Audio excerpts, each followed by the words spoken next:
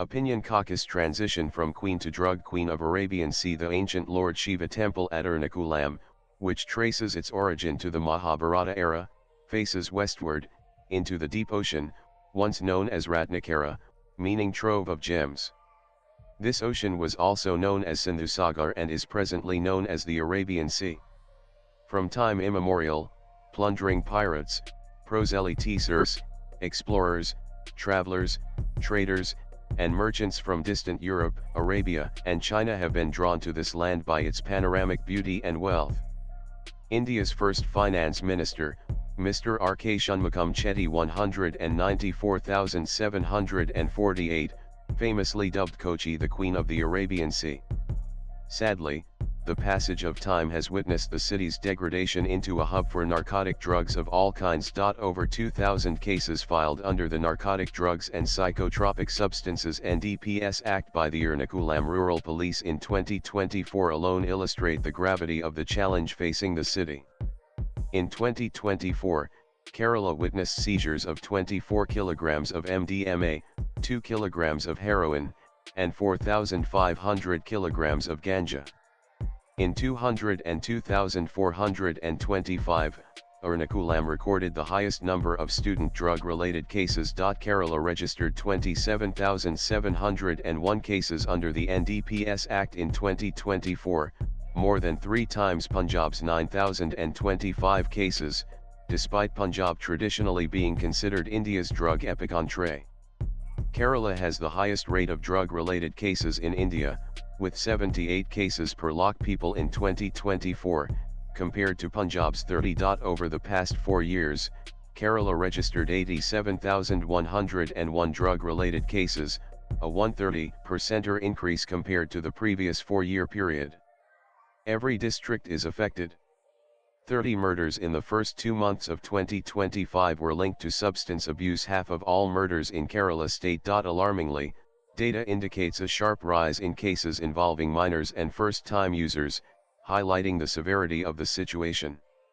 In just 1 week of 2025, between February 22 and March 1, the Special Task Force conducted 2,762 drug busts, arresting 2,854 suspects. The recreational drug MDMA tops the list of contraband seized in Kerala, alongside cocaine, LSD, hashish, brown sugar, and heroin. The party drug MDMA is experiencing a surge in popularity in Kerala.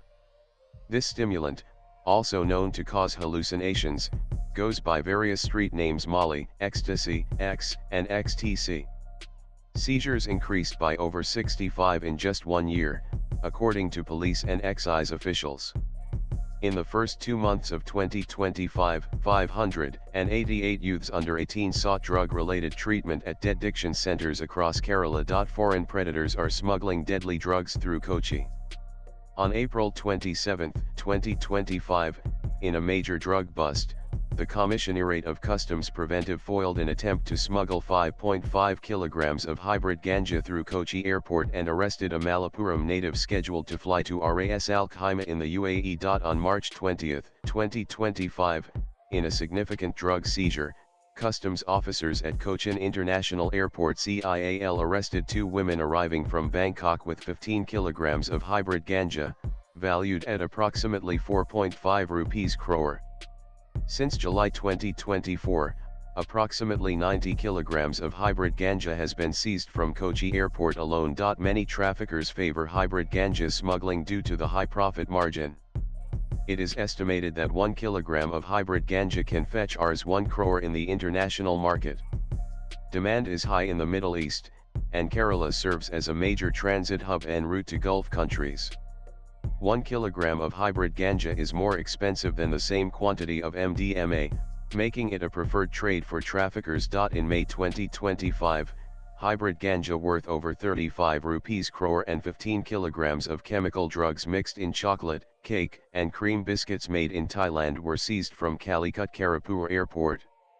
3 female traffickers were detained by customs. Data presented in the Rajya Sabha on April 2, 2025 paints a grim picture.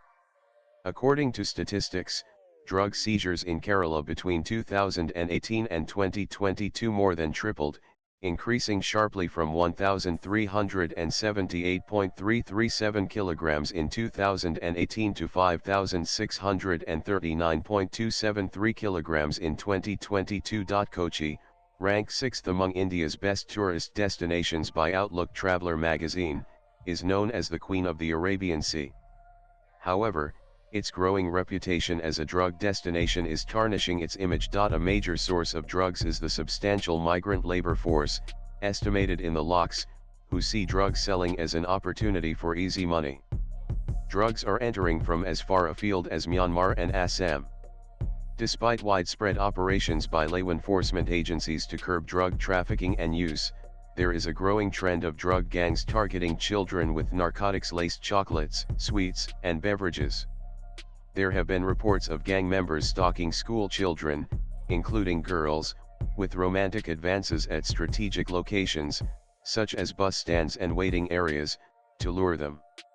The gravity of the issue came to light after a 4-year-old boy in Manarkad, Kottayam, reportedly consumed chocolate spiked with intoxicants at his school.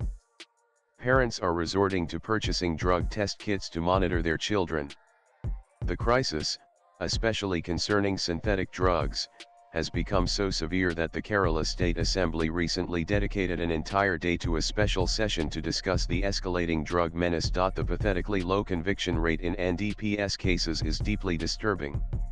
Central government data presented in the Rajya Sabha on March 12, 2025 reveals that only 2 convictions were recorded in Kerala between 2022 and 2024. Alarmed by this situation, anti-drug pledges are now commonplace in schools, political rallies, community gatherings, and even religious discourses. However, the challenge lies in making the judiciary understand that drug crimes against youth and children are heinous offenses that can silently destroy generations. Instead of focusing on technicalities and minor lapses, courts need to adopt a broader perspective.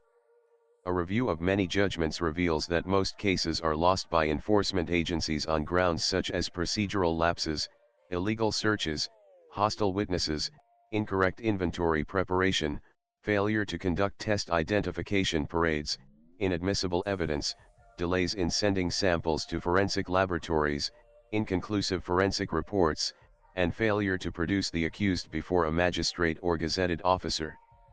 Escaping punishment on technicalities appears to be the norm. Enforcement agencies are also culpable for careless and nonchalant investigations.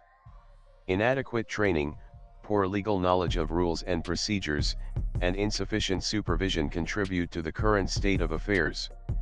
The situation could be improved by establishing a central legal control room staffed by legal experts in the NDPS Act, its rules, and the latest judgments of the High Courts and the Supreme Court. Upon detection of a case, the legal control room would provide step-by-step guidance on processing the case file in strict accordance with the law.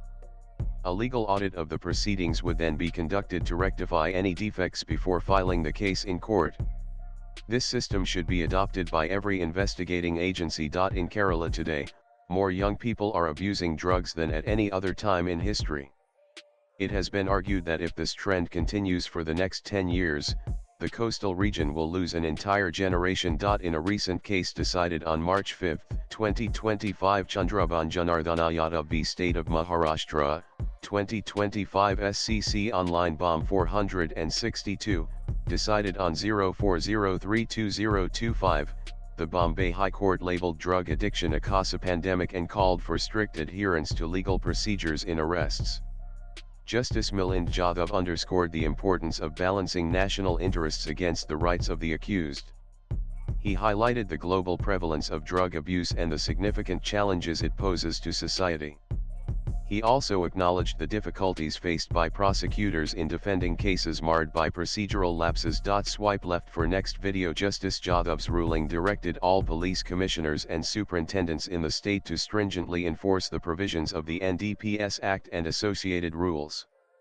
He referenced a 2024 communication from the Union Ministry of Home Affairs to all state governments concerning the model for registration of NDPS cases, emphasizing the need for precise legal adherence.